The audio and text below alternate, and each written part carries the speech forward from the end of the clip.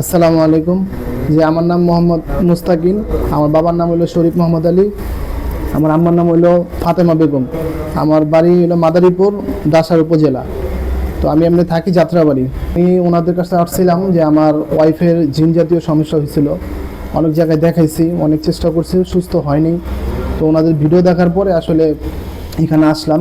আসার পরে আমার ওয়াইফের চিকিৎসা করছি, আলহামদুলিল্লাহ আমার ওয়াইফ এখন অনেক সুস্থ আছে, ভালো। হ্যাঁ, আল্লাহর রহমতে ওনারা কোরআনের চিকিৎসা দেয়, কোরআনের সেবা তো ইনশাল্লাহ আসলে অনেক ভালো হয়। হ্যাঁ, আর আমি এখানে মানে প্রথমত বিশ্বাস করতাম না যে চিকিৎসা আসলে সুস্থ হবে কি না, কারণ অনেক জায়গায় আমার ওয়াইফরা দেখাইছে, আমার শাশুড়িরা দেখাইছে। তো পরে আসার পর ইনশাল্লাহ চিকিৎসা হওয়ার পরে পরে বুঝতে পারছি যে না, আসলে কোরআনে যে আল্লাহ তাআলা এই সত্য যে বাণী বলে দিচ্ছে যে কোরআনের চিকিৎসা সত্য, হ্যাঁ, এটা আসলেই মানে চিকিৎসার পরে বুঝতে পারছি। আলহামদুলিল্লাহ আমার ওয়াইফ এখন সুস্থ আছে। আমার ছোট বোনের একটু চিকিৎসা চলতেছে, এটার জন্য আসা।